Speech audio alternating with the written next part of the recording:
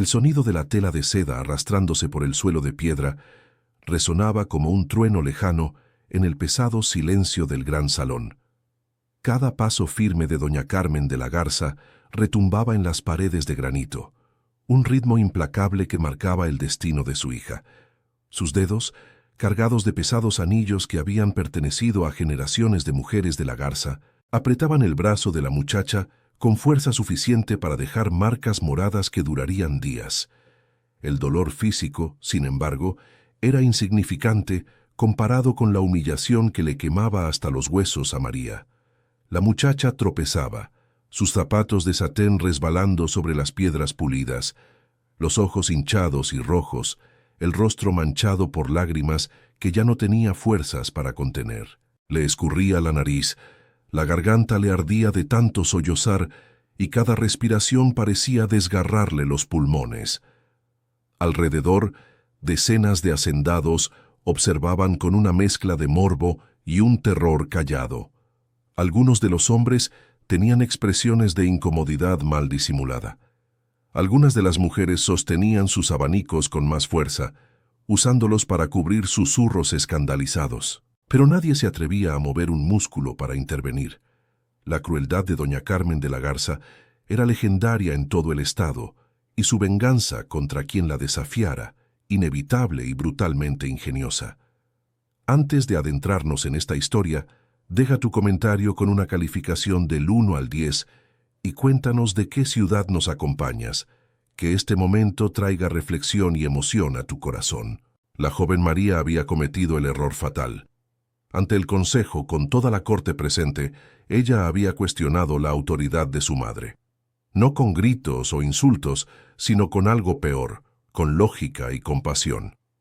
Doña Carmen estaba ordenando el azote público de una niña esclava que había robado pan, y María, con su voz suave pero firme, había sugerido que quizás el hambre justificaba la clemencia. El silencio que siguió fue sepulcral. Los ojos de la hacendada se volvieron hacia su hija con una frialdad que le heló la sangre a todos. Ahora, 3 días después, el castigo había llegado. El gran salón de la hacienda. Los Encinos había sido escenario de muchos juicios, pero nunca de algo tan cruel. Las puertas estaban cerradas, con llave por fuera. Todos los miembros de la corte de la hacienda habían sido convocados obligatoriamente.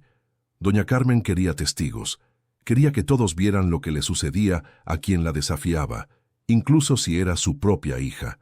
María sentía que las piernas le temblaban a cada paso. El vestido de encaje que había usado esa mañana estaba sucio y rasgado en las mangas, resultado de la forma violenta en que la habían arrancado de su habitación. Su cabello castaño, siempre recogido en trenzas elaboradas, le caía suelto y despeinado sobre los hombros. Apenas se reconocía a sí misma. La joven de 18 años que había despertado esa mañana, creyendo en la justicia y la bondad, parecía haber muerto en las últimas horas. Doña Carmen jaló a su hija con más fuerza, haciéndola subir los 3 escalones que llevaban a la tarima elevada en el centro del salón. Allí, bajo la luz fría que entraba por las ventanas altas, María fue empujada y cayó de rodillas. El impacto contra la piedra arrancó un gemido de dolor de la muchacha. Apoyó las manos en el suelo, sintiendo la frialdad del granito contra sus palmas. La hacendada levantó una de sus manos y el murmullo de los presentes cesó al instante. Doña Carmen era una mujer alta, de hombros anchos y postura impecable. A sus 52 años aún mantenía la belleza imponente que la había hecho famosa en su juventud. Sus ojos oscuros y penetrantes recorrieron el salón, asegurándose de que todos estaban prestando atención. «Mi hija», comenzó ella, la voz resonando con claridad cristalina, creyó que tenía derecho a cuestionarme. Creyó que su educación y sus lecturas le daban autoridad para juzgar mis decisiones. Hizo una pausa, dejando que las palabras flotaran en el aire. Habló de compasión, de misericordia, de justicia. Doña Carmen bajó un escalón, quedándose más cerca de su hija arrodillada. Sus zapatos de piel fina hicieron un sonido seco contra la piedra. Hoy ella aprenderá lo que significa tener compasión, lo que significa misericordia. La sonrisa que se dibujó en sus labios era fría como el invierno de la sierra. María de la Garza, mi hija primogénita y única heredera, está, a partir de este momento, despojada de su título, de su apellido y de su honor. Un suspiro colectivo recorrió el salón. María levantó el rostro, los ojos desorbitados de incredulidad. Esto no era posible. Ella era la única hija legítima. El linaje de los de la Garza dependía de ella. «Madre, por favor». La voz de María salió débil, quebrada. «¡Silencio!». El grito de doña Carmen hizo que varios hacendados retrocedieran. «Ya no tienes derecho a llamarme así». Se volvió hacia la multitud. «Mi hija cree que todos merecen dignidad, que hasta los más bajos tienen valor. Muy bien, vamos a probar esa creencia». La hacendada hizo un gesto y 2 guardias se movieron hacia las puertas laterales. Las grandes puertas de madera reforzada con hierro comenzaron a abrirse lentamente, rechinando de forma agónica. Un olor diferente invadió el ambiente perfumado: tierra húmeda, sudor, metal oxidado, el hedor de la galera. María sintió que el estómago se le revolvía. Sabía lo que estaba por venir, pero su mente se negaba a aceptarlo. «Tráiganlo», ordenó doña Carmen. 4 guardias entraron, rodeando una figura que caminaba con dificultad entre ellos. El hombre estaba encadenado de las muñecas y los tobillos, las cadenas haciendo un sonido metálico a cada paso. Era enorme, una montaña de músculos cubierta de mugre y marcas. Su cabello largo y despeinado le caía sobre el rostro, ocultando sus facciones. Una barba espesa y descuidada cubría la mitad inferior de su rostro. El cuerpo estaba marcado por cicatrices antiguas y heridas recientes, algunas aún abiertas y mal curadas. Las damas de la corte apartaron sus abanicos, algunas volteando el rostro con asco. Los hombres miraban con una mezcla de curiosidad y superioridad. Aquello era un animal, un bárbaro, menos que humano a los ojos de esa sociedad. María sintió que el corazón se le aceleró. Conocía a ese hombre, o mejor dicho, conocía su existencia. Había sido traído hacía 6 meses, capturado en las fronteras del territorio. Decían que era un guerrero de tribus rebeldes, violento y peligroso. Por eso vivía encadenado, haciendo los trabajos más pesados de la hacienda, siempre vigilado, siempre castigado. Doña Carmen tomó la cadena que sujetaba las muñecas del hombre, jalándolo más cerca de la tarima. Él la siguió sin resistir, sus movimientos lentos y medidos. La hacendada subió los escalones de nuevo, arrastrando al prisionero consigo. Cuando llegó cerca de María, que aún estaba de rodillas, soltó la cadena con desdén. «Este», dijo doña Carmen señalando al hombre, «es lo que la sociedad considera menos que nada, un salvaje, una bestia de carga, sin nombre, sin honor, sin alma». Caminó en círculo alrededor de los dos, como un depredador estudiando a su presa. «Mi hija cree que todos tienen valor, que todos merecen dignidad». La voz de la hacendada era venenosa. «Entonces, a partir de ahora, ella le pertenece a él, no como esposa, pues eso sería demasiada dignidad, como propiedad, como sirvienta, como objeto». María sintió que el mundo se le venía encima. La respiración se le atoró en la garganta. Las palabras de su madre resonaban en su mente, pero tenían poco sentido. Esto no podía estar sucediendo. Era imposible, era inhumano. «No». La palabra salió como un susurro. «Sí», respondió doña Carmen con cruel satisfacción. «Y para que no haya dudas sobre su nueva condición, tú misma lo liberarás de esas cadenas. Tú misma le entregarás su libertad a él». La hacendada arrojó una llave de hierro a los pies de María. La llave golpeó la piedra con un sonido metálico que pareció resonar por toda la eternidad. María miró la llave, luego a su madre, luego al hombre encadenado que estaba parado a su lado. No podía ver su rostro a través del cabello sucio y la barba, pero podía sentir su presencia, masiva e intimidante. «Toma la llave», ordenó doña Carmen. Las manos de María temblaban violentamente cuando extendió los dedos hacia la llave. El metal estaba helado contra su piel caliente. Lo tomó, sintiendo el peso que aquel pequeño objeto cargaba. No era solo una llave, era el símbolo de su destino, de su caída, de su destrucción completa. Ahora libéralo. María levantó el rostro, y sus ojos finalmente encontraron los del hombre. A través de la mugre, del cabello, de la barba, vio sus ojos. Esperaba ver lujuria, rabia, crueldad. Esperaba ver el reflejo de sus peores miedos. Pero lo que encontró fue diferente. Era una mirada profunda, oscura, pero no vacía. Había algo ahí, algo que no podía descifrar. Una inteligencia, una conciencia. Y quizás, solo quizás, un dolor que reflejaba el suyo. Con las manos temblándole tanto que apenas podía sostener la llave, María se acercó. El hombre no se movió, permaneciendo inmóvil como una estatua. Ella alcanzó los grilletes en sus muñecas. El metal estaba manchado de sangre seca y óxido.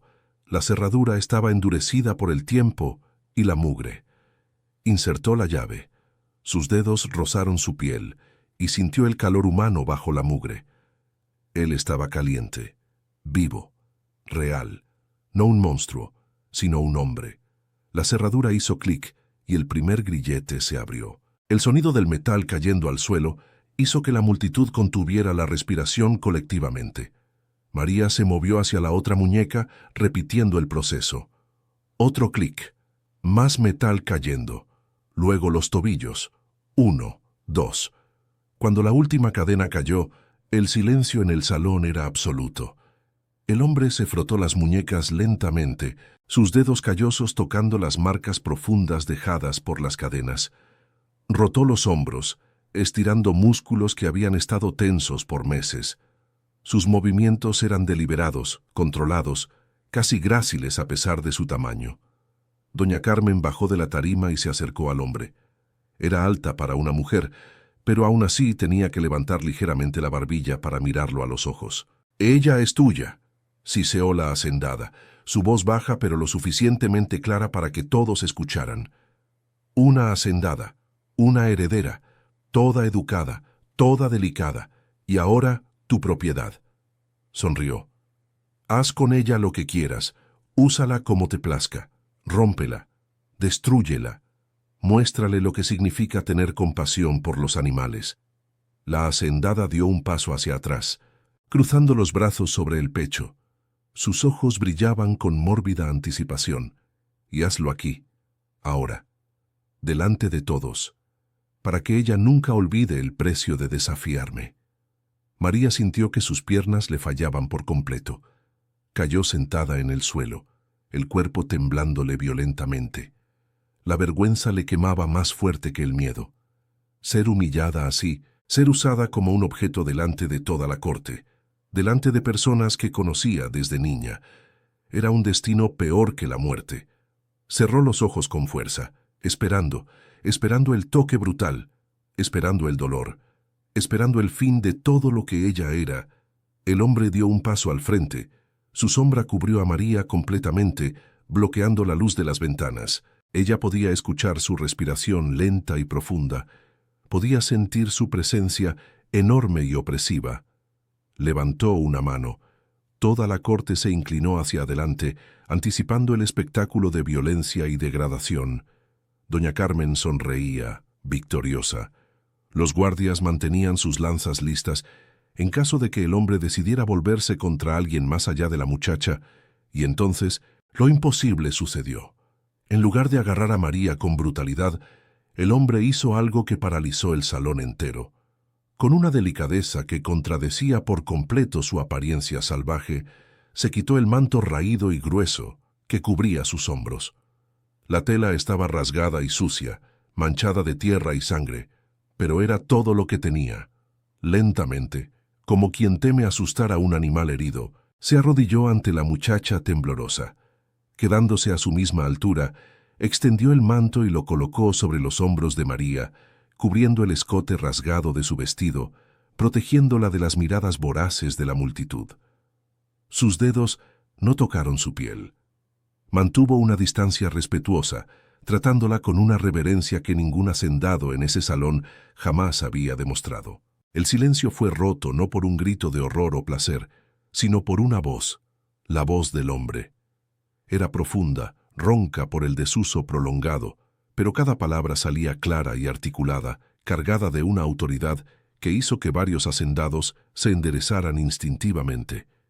Ningún hombre de honor castiga a un niño por los pecados de la madre. Las palabras resonaron en las paredes de piedra como una campana de iglesia. María abrió los ojos, incrédula. Esperaba muchas cosas, pero no eso. No palabras, no español fluido, no dignidad. El hombre se levantó, sus movimientos firmes y controlados. No miró a María con lujuria o rabia. Cuando sus ojos se encontraron brevemente, ella vio solo una tristeza profunda y antigua, como si reconociera en ella un dolor que conocía muy bien. Entonces se volvió hacia doña Carmen. La transformación fue completa. Ya no era un prisionero encorvado bajo el peso de las cadenas. Era un guerrero que, aún despojado de armas y armadura, poseía más dignidad que toda la corte reunida. Su postura era erguida, los hombros hacia atrás, la barbilla en alto. Las cicatrices que cubrían su cuerpo no eran marcas de debilidad, sino medallas de batallas sobrevividas. Miró a la hacendada con un desprecio tan profundo, tan absoluto, que ella retrocedió un paso involuntario. Por primera vez en décadas, doña Carmen de la Garza sintió miedo. «Usted intentó usarme como instrumento de su crueldad», dijo él, su voz cortando el silencio como una cuchilla. «Creyó que un hombre encadenado sería un animal, que el dolor transformaría a un ser humano en monstruo». Dio un paso hacia ella, y dos guardias se movieron instintivamente, pero él los ignoró por completo. Las cadenas atan el cuerpo, no el alma, y ninguna cantidad de sufrimiento puede destruir el honor de un hombre que elige mantenerlo. Los murmullos comenzaron a extenderse por el salón como fuego en pasto seco. Los hacendados se miraban unos a otros, confusos y perturbados. La bestia había hablado, y sus palabras tenían más nobleza que los discursos de cualquiera de ellos. Doña Carmen sintió que el control de la situación se le escapaba entre los dedos. Su rostro se contorsionó en una máscara de furia e incredulidad. Esto no podía estar sucediendo. Su plan perfecto de humillación se estaba desmoronando ante sus ojos. «¿Cómo te atreves?», comenzó ella, pero él la interrumpió. «¿Cómo me atrevo?», rió, un sonido amargo y sin humor. «Me atreví a sobrevivir. Me atreví a mantener mi humanidad cuando todo me fue arrebatado. Me atreví a no convertirme en el monstruo que esperabas que fuera». Señaló a María, que aún estaba en el suelo, jalando el manto alrededor de su cuerpo tembloroso. «Ella es inocente de lo que tú eres. Ella es joven, idealista, gentil, todas las cosas que tú dejaste de ser hace mucho tiempo. Y tú, en tu crueldad infinita, quisiste destruir esas cualidades en ella porque te recuerdan lo que perdiste». El rostro de doña Carmen se puso blanco, luego rojo, luego morado de rabia. Nadie jamás le había hablado de esa forma. Nadie jamás había desafiado su autoridad tan abiertamente. «Guardias», su voz salió estridente, quebrándose al final. «Mátenlo, mátenlo ahora». 4 guardias armados con lanzas avanzaron, rodeando al hombre en el centro del salón. María, viendo la muerte acercarse a aquel que acababa de salvar su dignidad, actuó sin pensar. Se levantó, interponiéndose entre el hombre y las lanzas. «No», su grito resonó por el salón. «No pueden. Quítate de en medio, muchacha tonta», berreó doña Carmen. Pero María no se movió. Por primera vez en su vida estaba desobedeciendo a su madre abierta, completamente, sin dudar. Algo se había roto dentro de ella. El miedo que la controlaba había sido reemplazado por algo más fuerte, una negativa fundamental a ser cómplice de más injusticia. El hombre colocó las manos gentilmente sobre los hombros de ella, intentando apartarla. «No vale la pena», murmuró él, lo suficientemente bajo para que solo ella lo escuchara. «No mueras por mí». «Tú no moriste por mí», respondió ella, su voz firme por primera vez en ese día terrible. «No voy a dejar que mueran por proteger mi honor». Los guardias dudaron, sus lanzas apuntadas pero sin avanzar. Matar a un esclavo desarmado era una cosa. Matar a una joven hacendada, incluso una desheredada, era completamente diferente, y hacerlo atravesándola a ella para llegar a él. Eso era algo que pesaría en sus conciencias. Dije que los maten. Doña Carmen bajó los escalones de la tarima, su seda rozando ruidosamente. Atraviésenla si es necesario, lo ordeno. ¡Alto! La voz vino de las filas de los hacendados. Un hombre anciano, el licenciado Sebastián de la Fuente, dio un paso al frente. Era uno de los miembros más antiguos de la corte, respetado por su sabiduría y avanzada edad. Doña Carmen, esto ya fue demasiado lejos, dijo él, su voz temblorosa pero firme. Puede despojar a su hija de su título, puede castigarla como le parezca justo, pero no puede ordenar su muerte. No estoy ordenando la muerte de ella, replicó la hacendada. Estoy ordenando la muerte de esa criatura. Una criatura que acaba de demostrar más honor del que he visto en este salón en décadas, respondió el licenciado. Otros hacendados murmuraron en señal de acuerdo, algunos asintiendo con la cabeza. Doña Carmen miró a su alrededor, viendo cómo el apoyo se desmoronaba. Los rostros que antes la miraban con miedo y respeto, ahora mostraban incomodidad y, en algunos casos, desaprobación abierta. Había ido demasiado lejos, y todos lo sabían. Pero ella no era mujer de retroceder. Muy bien, dijo ella, su voz volviendo a ser fría y controlada. Si ninguno de ustedes tiene el estómago para hacer justicia, entonces que sea diferente. Los dos serán desterrados, sacados de mis tierras, lanzados al monte sin provisiones, sin armas, sin nada. Veremos cuánto dura su honor cuando se estén muriendo de hambre. Era una sentencia de muerte más lenta, pero aún así una sentencia de muerte. Los montes alrededor de la hacienda eran peligrosos, llenos de animales salvajes, tribus hostiles y palenques que no recibían bien a los extraños. Sin herramientas o conocimiento del territorio, dos fugitivos no durarían una semana. El hombre no protestó. Simplemente asintió, aceptando el veredicto. María, aún presionada contra él mientras sostenía el manto, sintió que el corazón se le partía. Ella lo había condenado. Por su compasión, por su intento de salvarla, él moriría. Lo siento mucho, susurró ella.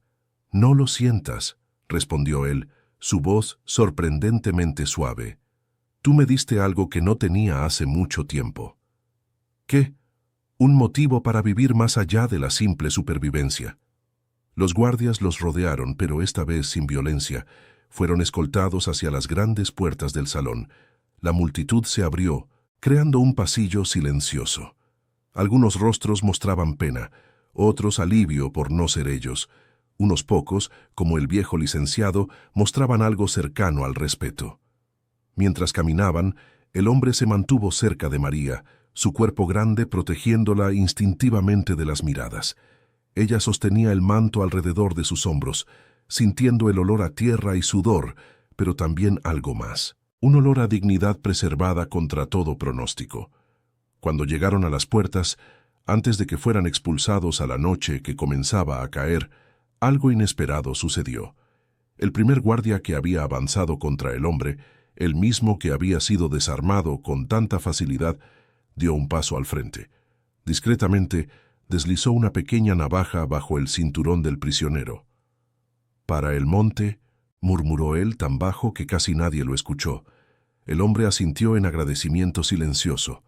Otro guardia, más joven, colocó un pequeño envoltorio en las manos de María.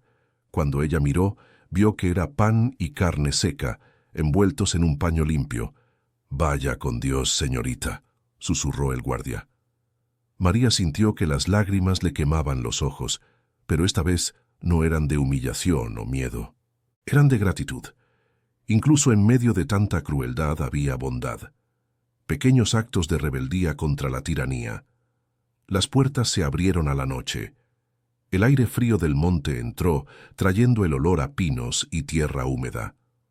Afuera, más allá de los portones de la hacienda, estaba la oscuridad completa. Sin linternas, sin orientación, sin esperanza aparente. María dio un paso hacia la noche y sintió que su cuerpo comenzaba a temblar de nuevo. No estaba preparada para eso. Era una joven hacendada que nunca había salido de las tierras de su familia sin escolta, carruaje y toda comodidad imaginable. El monte era un mundo extraño y aterrador. Una mano grande y callosa tocó su hombro suavemente. «Respira», dijo el hombre. «Yo te cuidaré». «Ni me conoces», respondió ella, su voz quebrándose. «No», asintió él, «pero te interpusiste entre mí y las lanzas.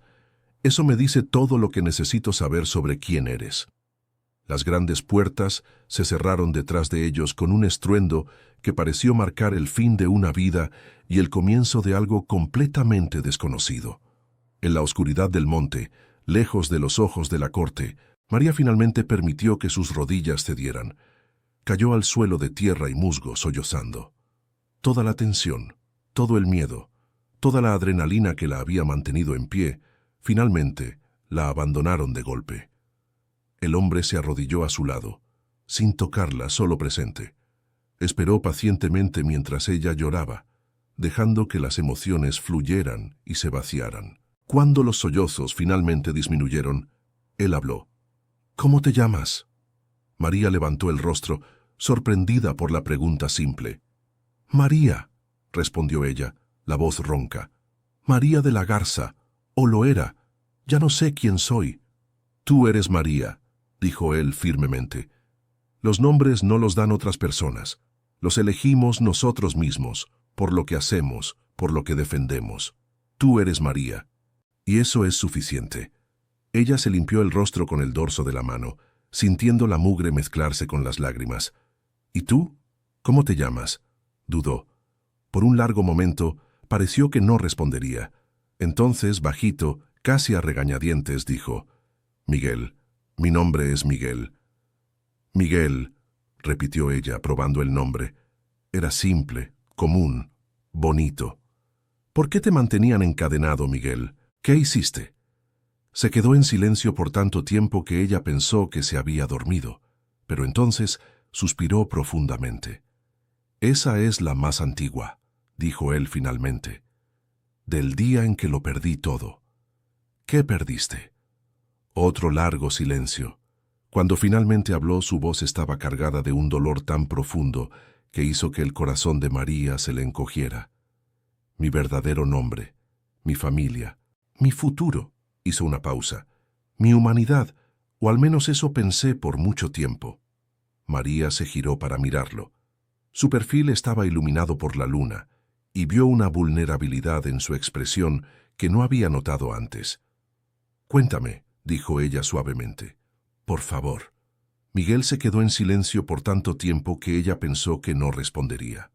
Entonces, lentamente, como quien abre una herida antigua que nunca cicatrizó por completo, comenzó a hablar. «Nací en una aldea en la sierra, lejos de aquí. Mi padre era el líder de la comunidad, un hombre respetado por su sabiduría y justicia.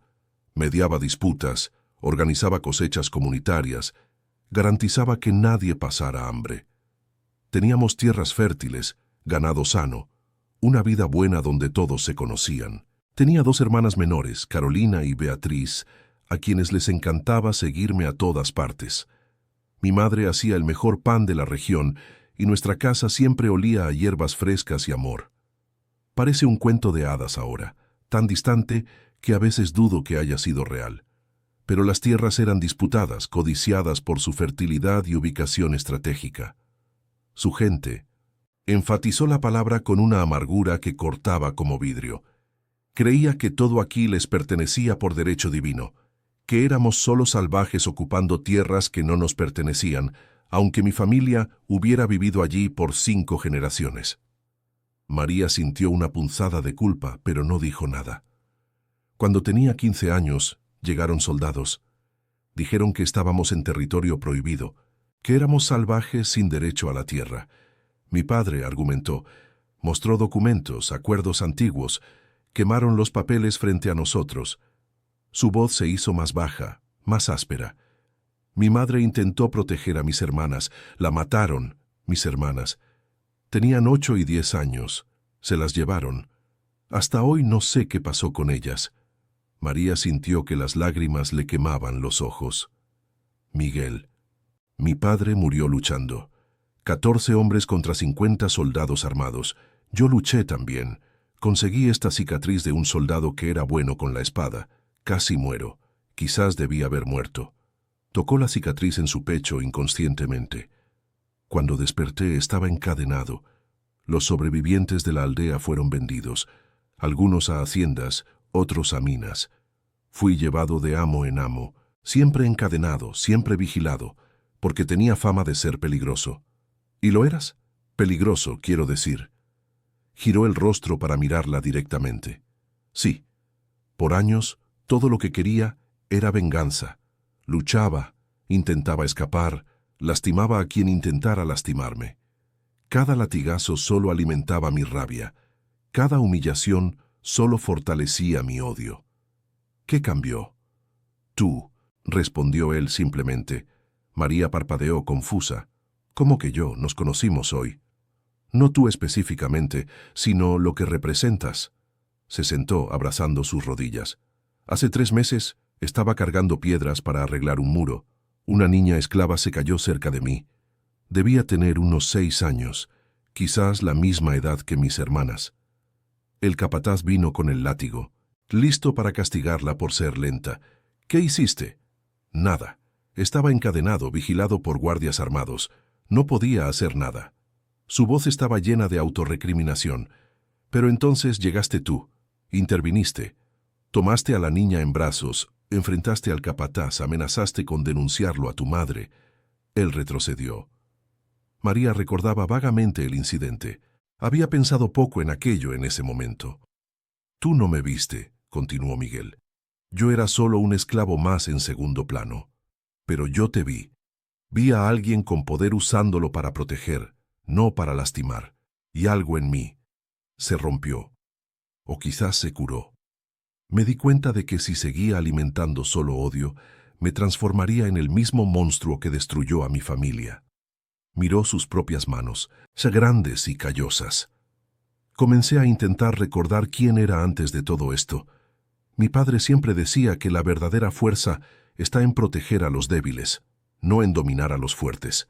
Yo había olvidado eso. Pero cuando te vi hoy en el salón, vi una oportunidad de elegir. Podría ser la bestia que tu madre quería que fuera, o podría ser el hombre del que mi padre estaría orgulloso. María sintió una emoción profunda inundarla. Elegiste honor cuando sería mucho más fácil elegir venganza. No fue fácil, admitió él. Parte de mí aún quería causar dolor, pero elegir la persona que queremos ser rara vez es fácil. Por eso la elección tiene valor.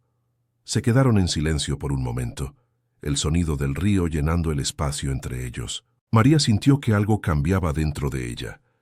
Este hombre, que su sociedad consideraba menos que humano, tenía más integridad que cualquier hacendado que ella hubiera conocido.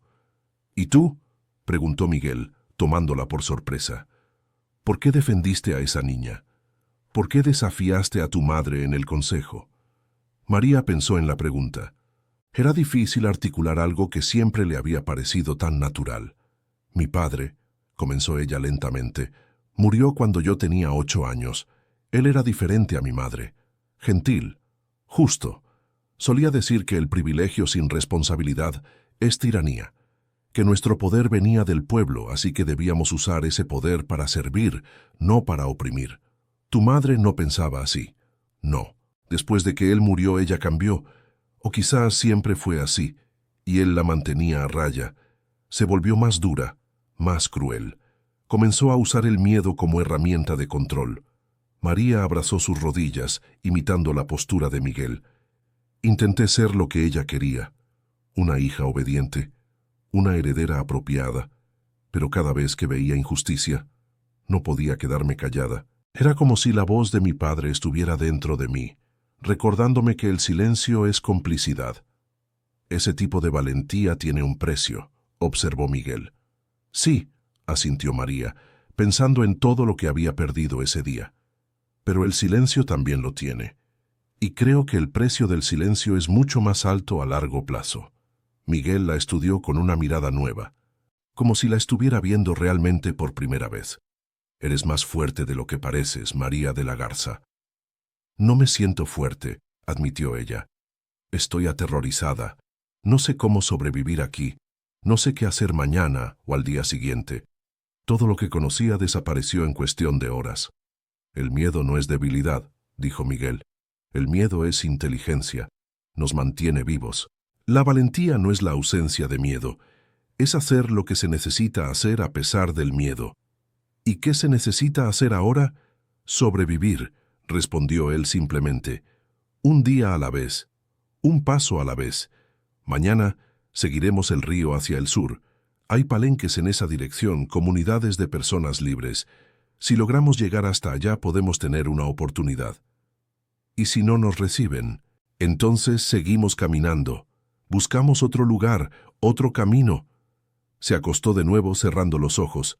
El mundo es grande, María, más grande que las tierras de tu familia, más grande que la crueldad de tu madre. Hay lugares donde podemos ser solo dos personas intentando vivir, sin títulos ni cadenas. La idea era extraña y al mismo tiempo atractiva. Una vida sin el peso del apellido de la Garza, sin las expectativas, sin las miradas juzgadoras. Solo María y Miguel.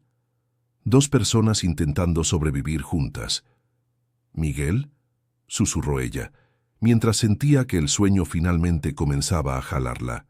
«¿Sí? Gracias por salvarme hoy, por no ser el monstruo que mi madre esperaba». No respondió por un momento. Cuando lo hizo, su voz estaba tan baja que ella casi no la escuchó. «Gracias a ti por recordarme que aún existen personas que vale la pena salvar». María finalmente cerró los ojos, el cansancio finalmente venciendo el miedo y la adrenalina. Por primera vez desde que todo había comenzado, se sintió segura. No porque estuviera en un lugar protegido, sino porque no estaba sola. A su lado estaba alguien que entendía el dolor, la pérdida y la difícil elección de permanecer humano ante la deshumanidad. Y en su último pensamiento, quizás el exilio no era el fin de todo. Quizás era solo el comienzo de algo nuevo. Algo que ella aún no tenía palabras para describir, pero que sentía brillando débilmente en su pecho. Esperanza. La luna continuó su viaje a través del cielo, bañando a los dos fugitivos en su luz plateada. El río murmuraba su canción eterna. El monte respiraba a su alrededor. Y por primera vez en mucho tiempo, tanto Miguel como María durmieron en paz.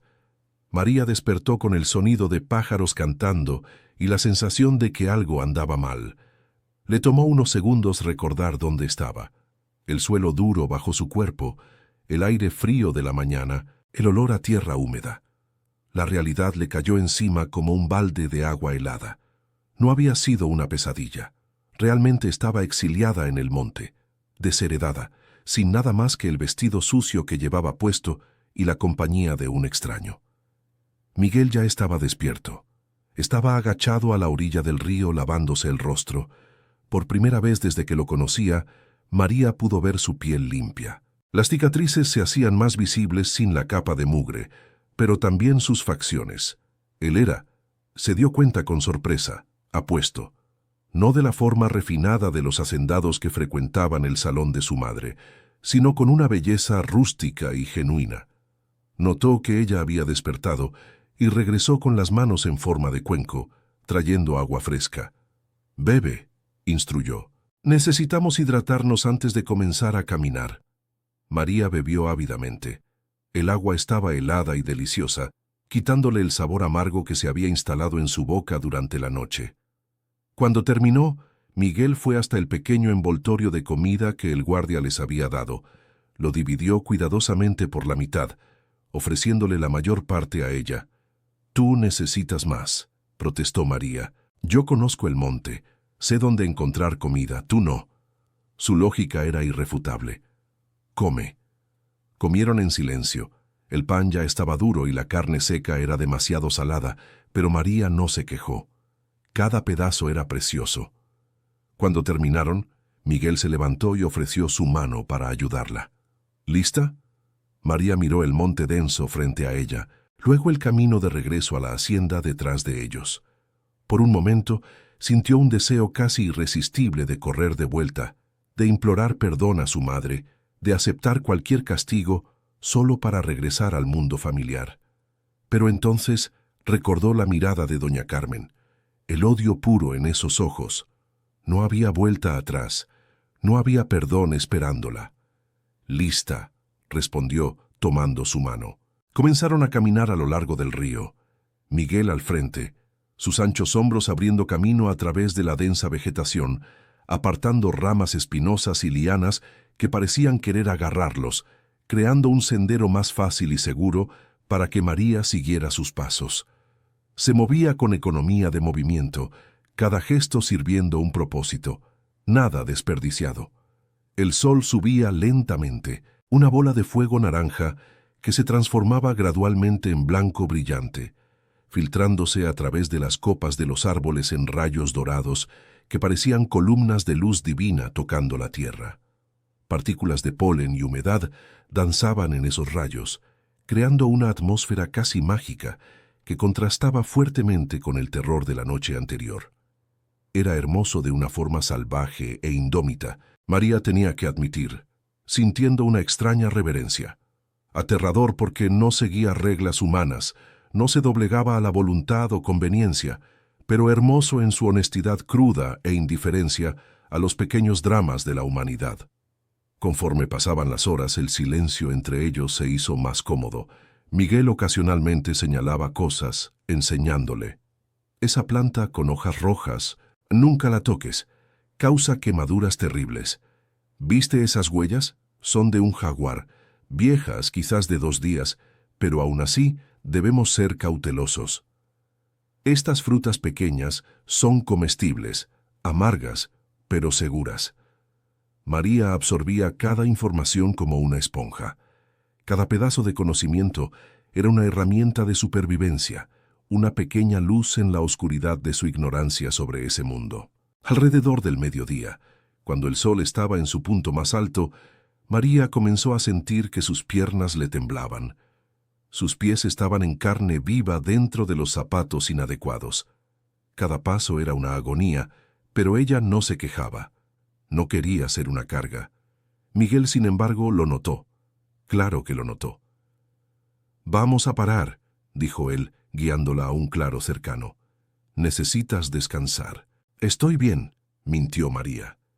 La miró con una expresión que claramente decía que no le creía en absoluto, pero no discutió. En cambio, una vez sentados, extendió la mano. «Dame tu pie». «¿Qué?» «Tus zapatos no sirven para caminar largas distancias. Tienes ampollas, posiblemente sangrando. Si no las tratamos, no podrás caminar mañana». Dudosa, sintiendo una extraña vulnerabilidad en ese gesto tan simple, María extendió el pie. Miguel le quitó el delicado zapato con cuidado, como si estuviera manejando porcelana preciosa. El zapato estaba destruido, el satén rasgado, la suela casi completamente separada. Sintió una profunda vergüenza al ver el estado de sus pies, hinchados hasta parecer irreconocibles, cubiertos de ampollas en varias etapas, algunas ya reventadas y sangrando, otras aún llenas de líquido claro. La piel estaba roja e inflamada, y cada movimiento enviaba ondas de dolor agudo por su cuerpo. Miguel, sin embargo, no mostró asco o impaciencia. Su rostro permaneció neutro, enfocado como si estuviera ejecutando una tarea importante que requería toda su atención. Rasgó una tira de su propia camisa ya hecha jirones, tela que era una de las pocas posesiones que tenía, y la mojó en el río helado. Con movimientos que parecían imposibles para manos tan grandes y callosas, limpió las heridas de María, removiendo mugre y sangre seca con una delicadeza que hizo que sus ojos le ardieran con una emoción nueva. Nadie jamás la había cuidado así, con una atención tan dedicada y gentil. «Esto va a doler un poco», avisó él, antes de apretar una hoja verde contra una de las ampollas abiertas. María se mordió el labio para no gritar. Dolía, pero era un dolor limpio, casi refrescante. «Es una planta medicinal», explicó Miguel mientras repetía el proceso con cada herida. «Ayudará a cicatrizar y prevenir infecciones». Cuando terminó, usó más tiras de tela para envolver sus pies, creando una capa de protección entre la piel lastimada y los zapatos. «Gracias», susurró María conmovida por su gentileza. «Somos un equipo ahora», respondió él simplemente. «Si no puedes caminar, tendremos que parar». Y parar por mucho tiempo es peligroso. Era práctico, no sentimental, pero María percibió la preocupación real detrás de las palabras pragmáticas. Descansaron por unos minutos más antes de continuar. María descubrió que las improvisadas vendas hacían una gran diferencia. Aún dolía, pero era soportable. Conforme el día avanzaba, el terreno se hizo más difícil. El río los llevó a través de áreas rocosas donde tenían que escalar. Miguel subía primero y luego la jalaba. Hubo momentos en que María pensó que no lo lograría, que su cuerpo simplemente se rendiría. Pero cada vez, la mano de Miguel estaba allí, fuerte y firme, jalándola hacia arriba. «¿Por qué haces esto?», preguntó María durante una de esas escaladas, cuando sus músculos temblaban de esfuerzo. «Podrías ir mucho más rápido solo». Miguel la jaló hasta la cima de la roca antes de responder. «Podría, pero no lo haría». «¿Por qué?». La miró por un largo momento como si decidiera cuánto revelar. «Porque pasé años solo, rodeado de gente, pero completamente solo, y eso me transformó en algo que no me gusta recordar. Tú me diste una oportunidad de ser humano de nuevo. No la voy a desperdiciar abandonándote». Las palabras tocaron algo profundo en María. Ella también se sentía sola, incluso viviendo en una casa llena de gente. Sola en su bondad, en sus creencias, en su dolor. «Entiendo», dijo ella bajito. «Yo también siempre me sentí sola». El sol comenzó a ponerse, tiñendo el cielo de naranja y rosa. Miguel encontró otro lugar para acampar, esta vez una cueva pequeña pero seca, escondida detrás de una cortina de lianas. Era perfecta, protegida y escondida. Miguel salió a buscar leña y comida mientras María descansaba. Ella se sentó en la entrada de la cueva, observando cómo los colores cambiaban en el cielo. Era extraño cómo la belleza podía existir junto al sufrimiento, cómo el mundo podía ser tan hermoso y tan cruel al mismo tiempo. Miguel regresó. Traía los brazos llenos de leña y algunas frutas silvestres. Montó una pequeña fogata en la entrada de la cueva, posicionada de forma que el fuego proporcionara calor, pero el humo pudiera escapar. «¿Aprendiste todo esto de tu padre?», preguntó María, observándolo trabajar con eficiencia. «Sí, y con los años solo en el monte». Sopló las llamas para darles vida. «Intenté escapar 12 veces a lo largo de los años. Siempre fui recapturado, pero cada intento me enseñó algo nuevo sobre supervivencia. 12 veces». María apenas podía imaginar la persistencia necesaria. «Nunca te rendiste». Rendirse significaría aceptar que esa vida era todo lo que merecía. No importaba cuántas veces fallara, tenía que seguir intentando, porque la alternativa era dejar que mi alma muriera, aunque mi cuerpo siguiera vivo. María pensó en su propia vida en la hacienda. ¿Se había rendido? Nunca había intentado escapar físicamente, pero había pequeñas rebeliones. Cada acto de bondad que contradecía la crueldad de su madre era una forma de resistencia. Quizás ella tampoco se había rendido por completo. Comieron las frutas en silencio, el crepitar del fuego llenando el espacio entre ellos. La noche cayó por completo, trayendo consigo un frío que hizo que María se encogiera más cerca del fuego. «Ven», dijo Miguel, moviéndose para sentarse a su lado, ofreciendo su cuerpo como escudo contra el viento frío que soplaba por la entrada de la cueva. María dudó solo un momento antes de acercarse. Su calor fue inmediato y reconfortante. No había nada inapropiado en el gesto, solo una necesidad práctica de compartir calor.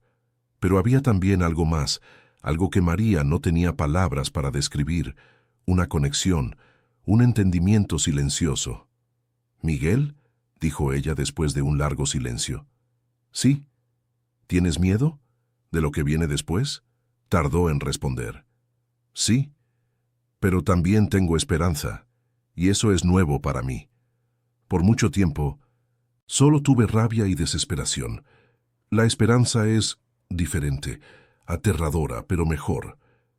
María entendió exactamente lo que él quería decir. Ella también sentía esa esperanza frágil creciendo dentro de ella, como una semilla en suelo fértil. Era aterradora, porque significaba que había algo que perder, pero también era hermosa, porque significaba que había algo por lo que vivir. Solía tener miedo a la oscuridad, confesó María. Cuando era niña hacía que mi nana se quedara en la habitación hasta que me durmiera. ¿Y ahora?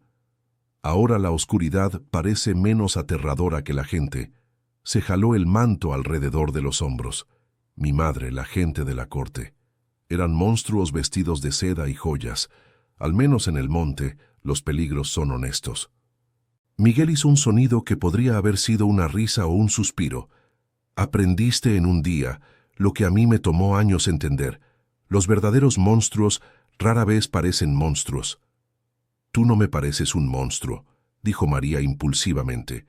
Incluso cuando te vi por primera vez todo sucio y encadenado, no vi un monstruo, vi a un hombre atrapado. Y tú no me pareces una hacendada mimada, respondió Miguel, su tono suave. Vi a alguien que elige la bondad en un mundo cruel. Eso es más raro que el oro. María sintió que su rostro se calentaba, y no era solo por el fuego. Había algo en la forma en que Miguel le hablaba, con respeto y admiración genuinos, que la hacía sentirse vista de una forma en que nunca lo había sido antes. El silencio que siguió fue cómodo. María se encontró relajándose contra Miguel, permitiendo que su cabeza descansara ligeramente contra su hombro.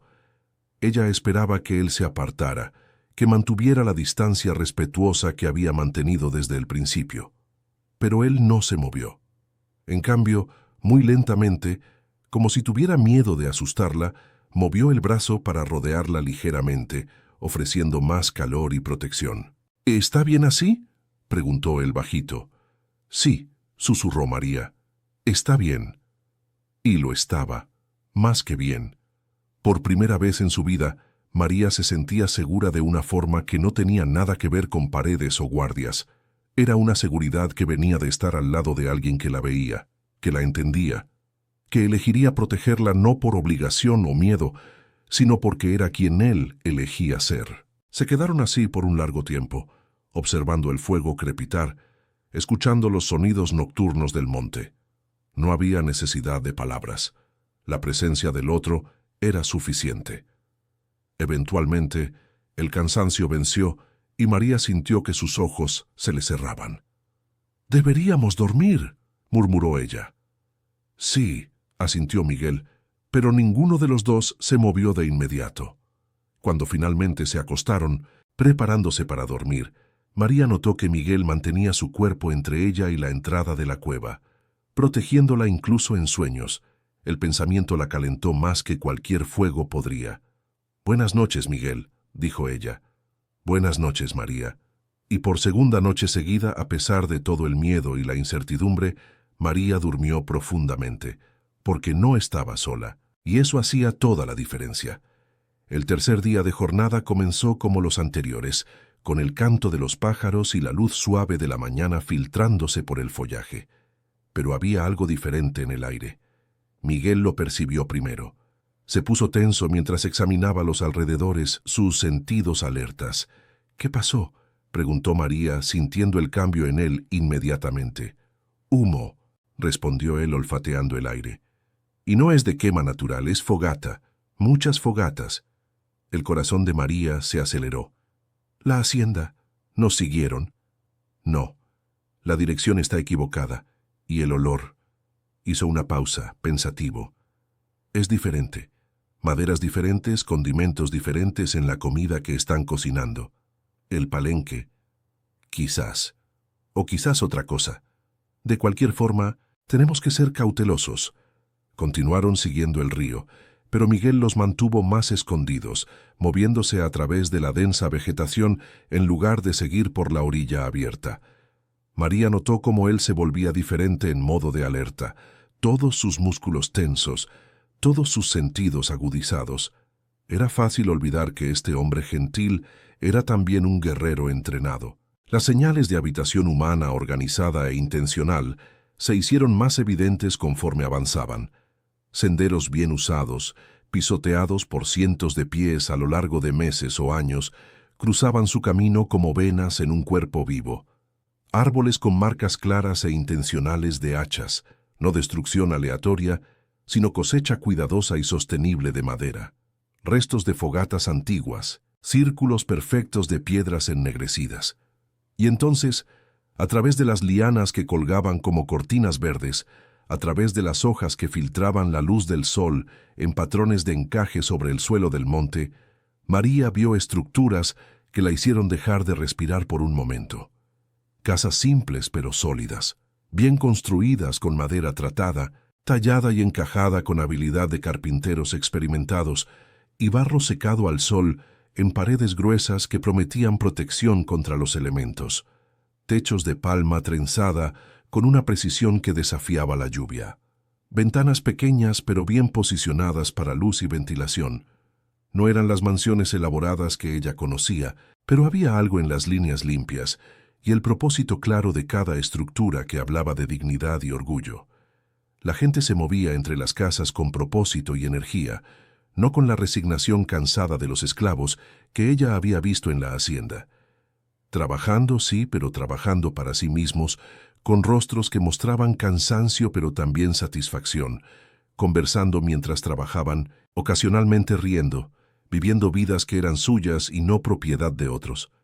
«Es un palenque», susurró Miguel. «Una comunidad grande. Quizás 100 personas o más. Eso es bueno, ¿no? ¿Podemos pedir ayuda?» Miguel no pareció tan seguro. «Depende. Algunos palenques acogen a fugitivos. Otros son cautelosos con extraños. Y yo...» Miró sus propias manos. «Yo tengo la marca de los de la garza tatuada en mi brazo. Un símbolo de propiedad. Para ellos, yo puedo parecer un esclavo fugitivo. Y tú, con tu piel clara y ropa fina aunque sucia, pareces exactamente lo que eres, una hacendada». María no había pensado en eso. Para esas personas ella representaba todo lo que había destruido sus vidas. Ella era el enemigo. «Entonces, ¿qué hacemos? Vamos con cuidado, con honestidad, y esperamos que vean nuestras intenciones, no nuestro pasado». Salieron del monte lentamente, las manos visibles y vacías. Tomó menos de un minuto para que fueran notados. Un niño que jugaba cerca de la orilla los vio primero. Sus ojos se abrieron de par en par y corrió gritando hacia la comunidad. En segundos estaban rodeados. Hombres y mujeres, algunos sosteniendo herramientas que podían fácilmente convertirse en armas. Todos miraban a Miguel y María con una mezcla de desconfianza y hostilidad. Un hombre se adelantó. Era mayor, quizás de 60 años, con cabello blanco pero cuerpo aún fuerte. Su ropa era simple pero limpia y llevaba un bastón alto. Había autoridad en su postura. «¿Quiénes son ustedes?», demandó él. «¿Y por qué vinieron hasta aquí?».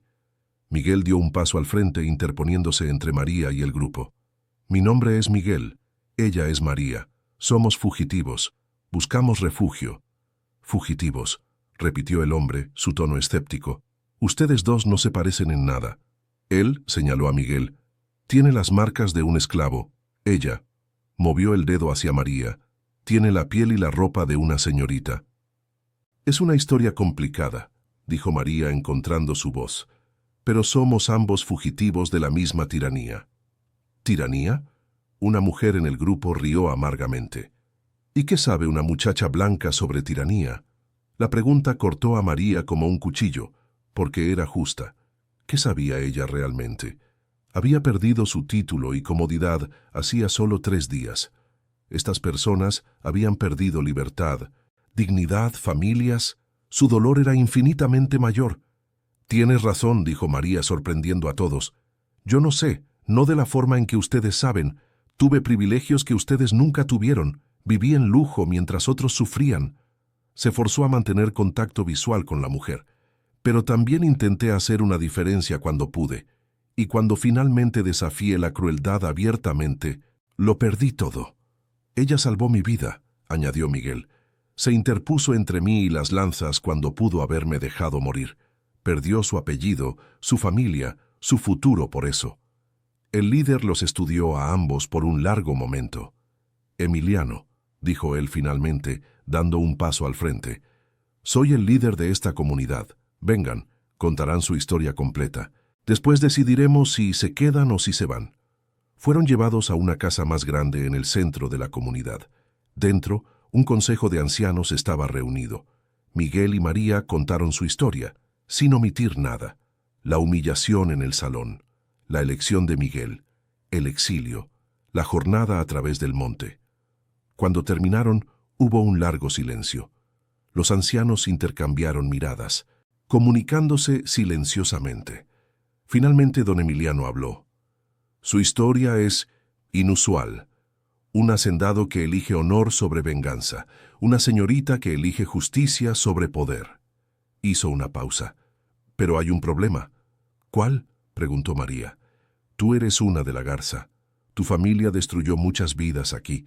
Varios de los nuestros vinieron de tu hacienda huyendo de latigazos y cadenas. Señaló a una mujer joven en la esquina. Catarina perdió a su hija por la crueldad de tu madre. Joaquín, indicó a un hombre con cicatrices terribles. Fue casi asesinado por los capataces de los de la Garza. María sintió que la culpa le pesaba en el estómago como plomo. Lo sé, y lo siento mucho. Sé que lo siento mucho no es suficiente. Nunca lo será. Pero las disculpas no devuelven a los muertos, interrumpió Catarina, su voz quebrándose. Las disculpas no borran cicatrices. No, asintió María, las lágrimas quemándole los ojos. No las borran, nada puede, pero puedo intentar hacer las cosas diferente de ahora en adelante. Puedo elegir ser diferente a mi madre. Bonitas palabras, dijo Joaquín, pero las palabras son fáciles. Las acciones son difíciles. Miguel, que se había quedado en silencio, finalmente habló. Entonces pruébenos. Déjenos demostrar a través de acciones, no palabras. Trabajaremos, ayudaremos. Haremos lo que sea necesario para mostrar que somos diferentes. Don Emiliano consideró eso. ¿Y si decidimos que no son bienvenidos? ¿Que los crímenes de su familia son demasiado pesados para ignorar? Entonces nos iremos, respondió Miguel simplemente. No vamos a traer conflicto a su comunidad, no después de todo lo que ustedes lucharon para construir aquí. La honestidad desnuda de él pareció pesar más que cualquier argumento elaborado. Don Emiliano miró a los otros ancianos. Hubo más comunicación silenciosa. Después de lo que pareció una eternidad, asintió. Pueden quedarse, por ahora. Pero hay condiciones. Trabajarán como todos los demás. Ningún privilegio, ningún trato especial. Y, miró directamente a María, tendrás que ganarte la confianza de esta comunidad. Algunos aquí nunca perdonarán el apellido que llevas. Tendrás que vivir con eso. Entiendo, dijo María. Acepto. Entonces está decidido. Doña María, él hizo un gesto a una mujer mayor. Encuéntrales un lugar. Separado, añadió con énfasis. Ella es joven y soltera. No vamos a tener escándalo aquí. Fueron llevados a dos pequeñas cabañas en los límites de la comunidad. Eran simples, solo una habitación cada una, con una estera en el suelo para dormir. Pero tenían techos sólidos y paredes que bloqueaban el viento. Después de 2 noches en el monte, parecían palacios para María. Doña María le mostró a María dónde buscar agua, dónde estaba el depósito de comida compartido, las reglas de la comunidad. Todos trabajan, explicó ella. Todos contribuyen. Empezarás ayudando en las cocinas comunitarias. Después veremos si tienes otras habilidades. Gracias, dijo María sinceramente, por darme una oportunidad. Doña María la estudió por un largo momento. No estoy haciendo esto por ti. Lo estoy haciendo porque don Emiliano lo pidió. Pero te diré una cosa, muchacha. Aquí a nadie le importa quién eras. Solo les importa quién eres. Muéstranos quién eres. En los días que siguieron, María aprendió lo que era realmente trabajar, descubriendo músculos que ni sabía que existían, desarrollando callos donde antes solo había piel suave y mimada. No eran trabajos ligeros de bordado delicado u organización artística de flores en jarrones de porcelana importada. Trabajo real, duro, que dejaba su cuerpo adolorido hasta el punto de que cada movimiento era un recordatorio de su esfuerzo y sus manos con callos que sangraban antes de endurecerse, transformándose lentamente en marcas de dignidad conquistada. Ayudaba a preparar comida para decenas de personas diariamente, aprendiendo a manejar cuchillos grandes para cortar vegetales en cantidades que antes la abrumarían. controlando fuego en fogatas abiertas que quemaban y humeaban, cargando ollas pesadas que dejaban marcas rojas en sus manos, incluso a través de paños de protección. Cargaba agua del río en cubetas que pesaban tanto que sus hombros gritaban en protesta, subiendo y bajando la pequeña loma varias veces al día, porque el agua era vida y la vida exigía un esfuerzo constante. Lavaba ropa en el río hasta que su espalda le dolía de tanto agacharse, frotando tela contra piedras hasta que sus nudillos quedaban en carne viva, escurriendo agua helada que dejaba sus manos entumecidas y rojas. Ayudaba en la cosecha, agachándose bajo el sol abrasador, jalando vegetales de la tierra terca, cargando canastas que parecían hacerse más pesadas con cada paso. Era agotador de una forma que ella nunca había imaginado, un cansancio que penetraba hasta los huesos y hacía que cada noche de sueño fuera profunda como una muerte temporal. Pero también era liberador. Por primera vez, ella entendía el valor de las cosas, el esfuerzo que iba en cada comida, el trabajo duro detrás de cada pieza de ropa limpia, la cooperación necesaria para que una comunidad sobreviviera. Ella siempre había dado todo esto por sentado, servicios invisibles realizados por personas invisibles.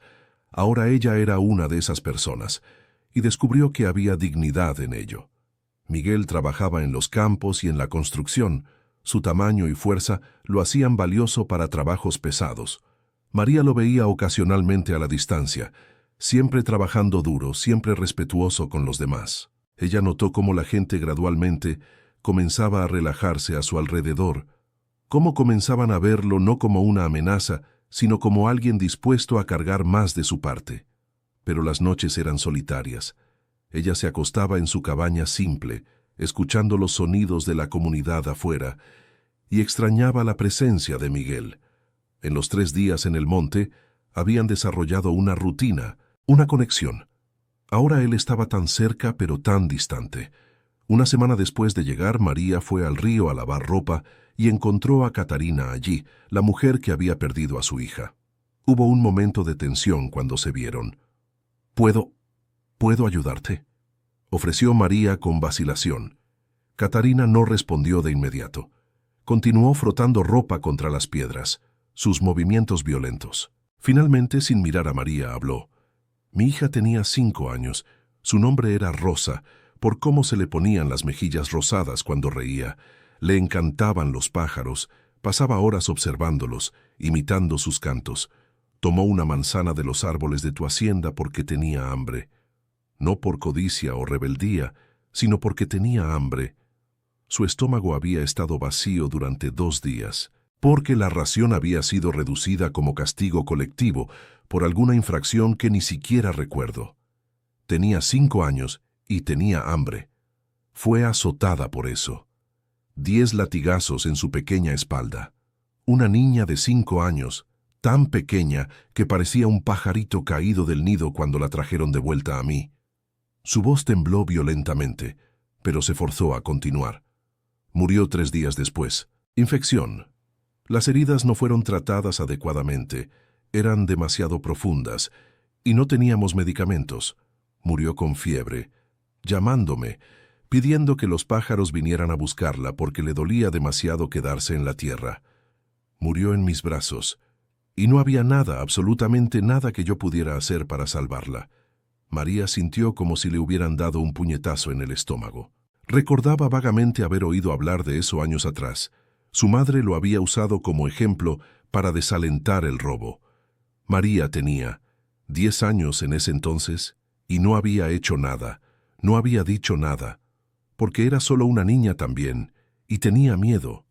Debía haber hecho más, dijo María, su voz quebrándose. Era joven, pero no tan joven como para no saber que estaba mal. Debía haber gritado, luchado, hecho algo. Sí, asintió Catarina, finalmente mirándola.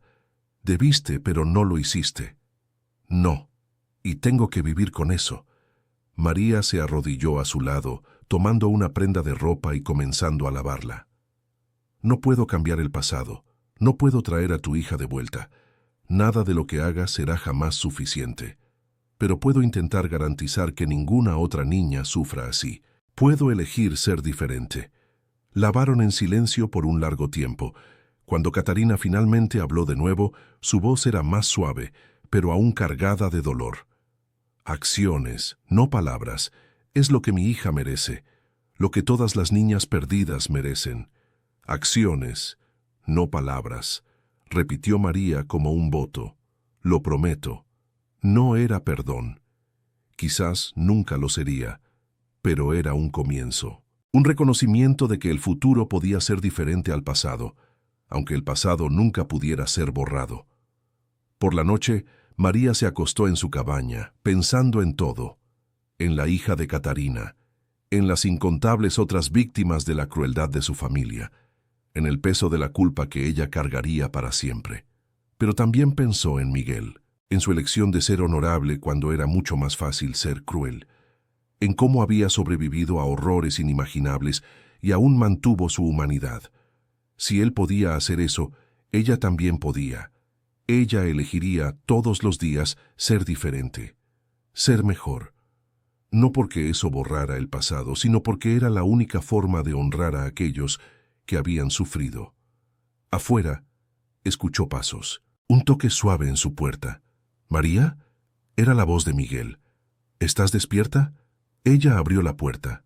Él estaba allí, iluminado por la luna, sosteniendo algo en sus manos. «Hice esto para ti», dijo él, extendiendo el objeto. Era un par de guaraches simples, hechos de cuero y ixtle. «Tus pies te lo agradecerán». María tomó los guaraches, conmovida por un gesto tan práctico pero tan atento. «Gracias». Se quedaron allí por un momento, la distancia respetuosa entre ellos pareciendo muy grande de repente. «¿Estás bien?», preguntó Miguel. «Sé que ha sido difícil». «Lo estoy», respondió María honestamente. «Difícil, pero correcto.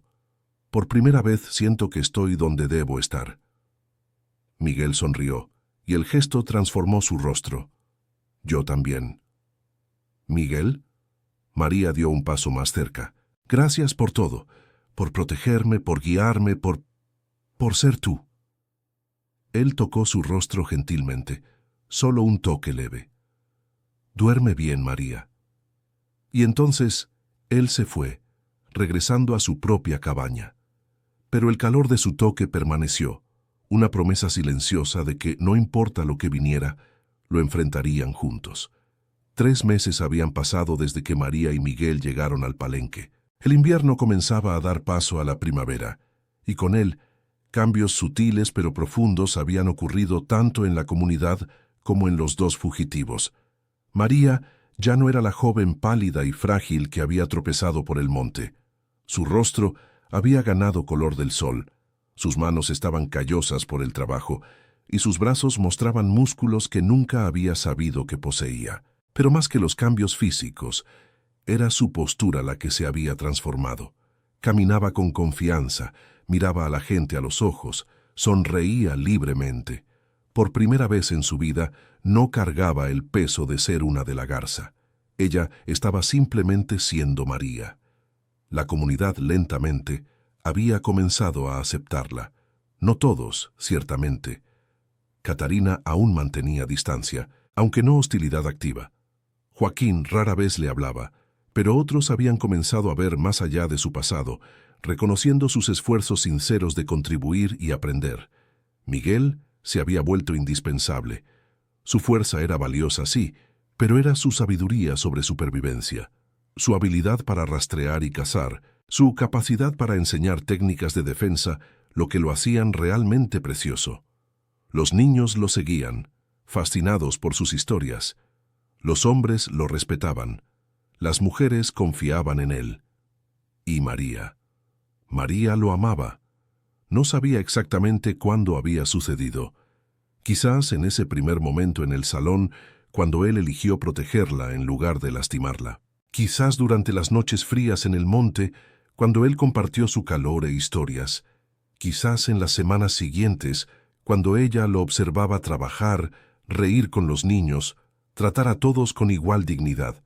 O quizás siempre fue así, desde esa primera mirada a través de la mugre y las cadenas, cuando ella vio no un monstruo, sino un hombre. pero ella guardaba ese sentimiento para sí. Miguel aún la trataba con el mismo respeto cuidadoso, manteniendo una distancia apropiada. Él nunca cruzaba los límites, nunca daba señales de que sentía algo más allá de amistad y camaradería. Y María, acostumbrada ahora al dolor y la renuncia, aceptaba eso. Tener a Miguel en su vida de cualquier forma ya era más de lo que ella creía merecer. Era una tarde soleada de primavera cuando todo cambió. María estaba en el río, ayudando a lavar ropa con otras mujeres, cuando gritos vinieron de la entrada de la comunidad. Eran gritos de alarma. Todos corrieron hacia el sonido. Cuando llegaron, vieron un grupo de hombres armados en la entrada. No eran soldados de la hacienda, eran cazarrecompensas conocidos por ser crueles e implacables. Y en el centro del grupo, atado y sangrando, estaba un joven del palenque que había salido a cazar. «¡Traigan a don Emiliano!», ordenó el líder de los cazarrecompensas, un hombre alto con una cicatriz atravesando su rostro. «Tenemos asuntos que discutir». Don Emiliano llegó, su bastón en manos, su expresión seria. «Suelten al muchacho». «Claro que lo soltaremos», dijo el cazarrecompensas con una sonrisa que no llegaba a los ojos. «Después de recibir lo que vinimos a buscar, una fugitiva, María de la Garza, sabemos que está aquí». El corazón de María se detuvo. Sintió que todos los ojos se volvían hacia ella. «Tu madre está ofreciendo una recompensa generosa», continuó el hombre. 100 monedas de oro viva, otras 50 por la cabeza del esclavo que la secuestró. «¡Nadie me secuestró!», gritó María, dando un paso al frente. «Vine por voluntad propia. No importa lo que digas, muchacha, importa lo que dice tu madre, y ella te quiere de vuelta». Miró alrededor de la comunidad. «Así que aquí está la propuesta. Entreguen a la muchacha y no habrá problemas. Niéguense y regresaremos con 50 hombres, y quemaremos este lugar hasta los cimientos». El silencio que siguió fue tenso. María podía ver a la gente intercambiando miradas. 100 monedas de oro eran una fortuna, y más importante, 50 hombres armados eran una amenaza real. Este palenque había sido construido con tanto esfuerzo, tanto sacrificio. ¿Sería destruido por su culpa? «Yo iré», dijo María, su voz firme a pesar del terror que sentía. «No voy a permitir que destruyan esto por mi culpa». «No». Miguel surgió de la multitud, su expresión feroz. «Ella no va a ninguna parte». «Cuidado, esclavo», advirtió el cazarrecompensas, su mano moviéndose hacia la empuñadura de su espada. «Ya hay recompensa por tu cabeza. No me hagas cobrarla ahora». «Intenten», desafió Miguel asumiendo una postura de lucha. «¡Basta!». La voz de don Emiliano cortó la tensión. Se adelantó, plantando su bastón en el suelo. «Ustedes no se llevarán a nadie de aquí. Esta es tierra libre, y nosotros defendemos a nuestra gente». «Viejo tonto», rió el cazarrecompensas. «¿Ustedes son, qué, 50 personas? ¿La mitad mujeres y niños? No tienen ninguna oportunidad contra una fuerza organizada». «Quizás no», asintió don Emiliano, «pero el costo para ustedes sería alto, muy alto». «¿Y por qué? ¿Por 100 monedas y una muchacha que no los quiere?». El cazarrecompensas consideró eso, su expresión calculadora. Era verdad que los ataques a palenques eran arriesgados. Estos lugares eran defendidos ferozmente, e incluso en la victoria, las pérdidas solían ser significativas. «Tengo una mejor idea», dijo una voz nueva. Era Catarina, dando un paso al frente. «¿Quieren oro? Nosotros tenemos oro. No 100 monedas, pero tenemos algo. Ahorros de la comunidad, herramientas que podemos intercambiar. Dejen al muchacho, dejen a la muchacha y llévense lo que podemos ofrecer». «Catarina, no», protestó María. «Ustedes no pueden desperdiciar sus recursos por mí». Catarina finalmente miró a María directamente, y por primera vez había algo cercano a la gentileza en sus ojos. «Tú trabajaste a nuestro lado, sangraste con nosotros, lloraste con nuestras pérdidas, te convertiste en una de nosotros, y nosotros cuidamos a los nuestros». Otras voces se unieron. Joaquín, el hombre cubierto de cicatrices, dio un paso al frente. «Ella tiene razón. La muchacha ha probado su valor. No la entregaremos». Uno por uno miembros de la comunidad se adelantaron, formando una barrera humana entre los cazarrecompensas y María.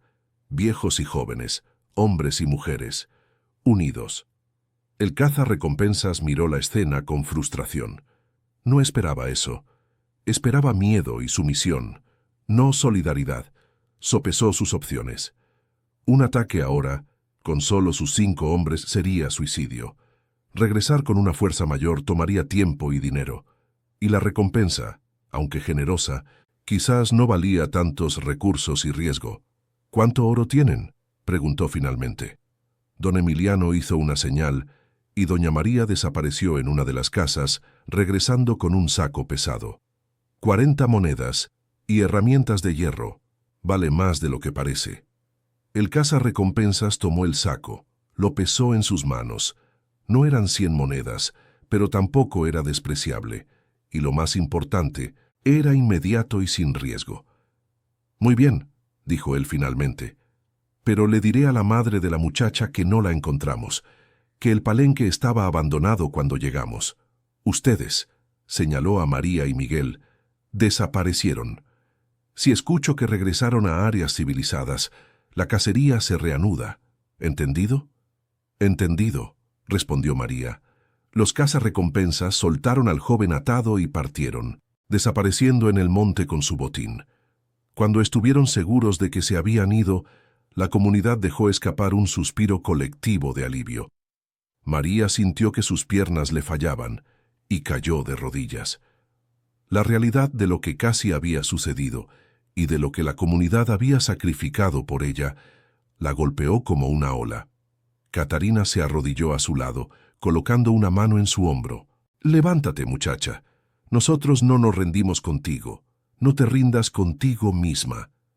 «Gastaron todo», sollozó María, «todos los ahorros de la comunidad. Por mí, por una de nosotros», corrigió Catarina firmemente. «Y lo recuperaremos, trabajando juntos, como siempre lo hemos hecho».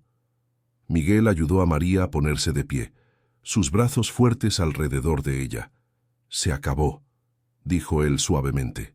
«Estás a salvo ahora». Pero María sacudió la cabeza.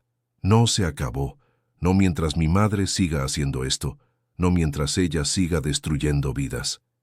Miró a su alrededor a las personas que se habían convertido en su familia, a don Emiliano, que le había dado una oportunidad, a doña María, que le había enseñado pacientemente, a Catarina, que había perdido tanto, pero aún había encontrado dentro de sí la capacidad de proteger a otra persona.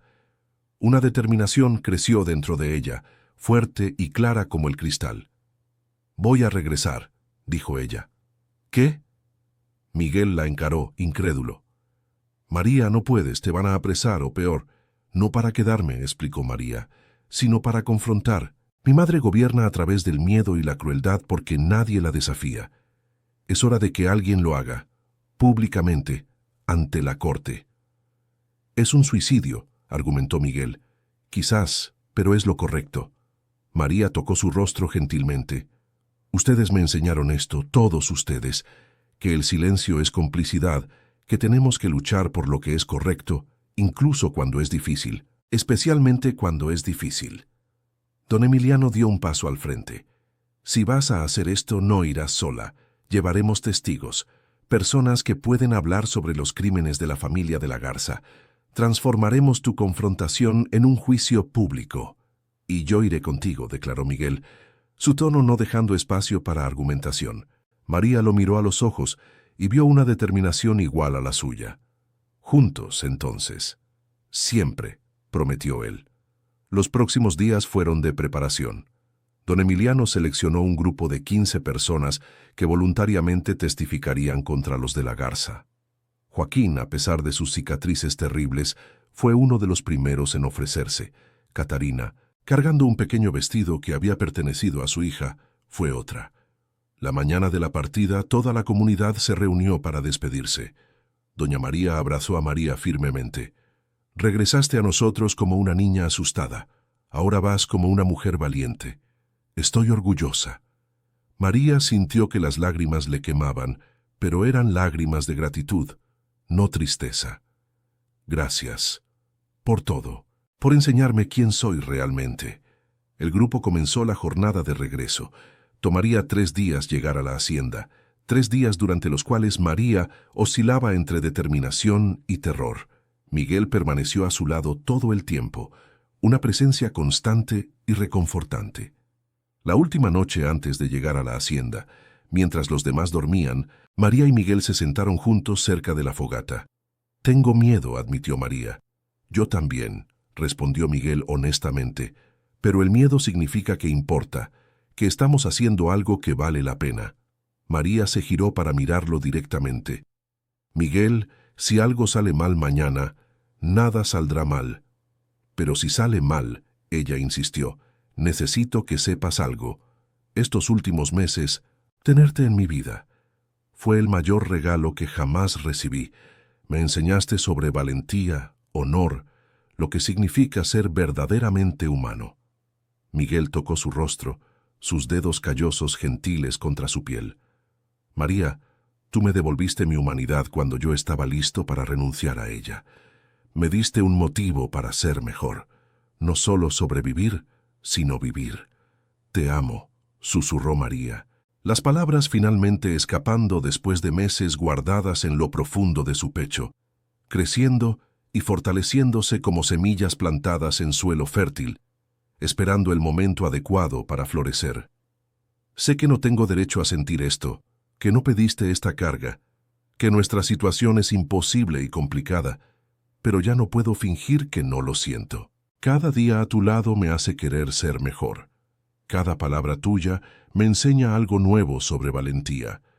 Cada mirada tuya me recuerda que soy más que mi pasado, más que mis errores.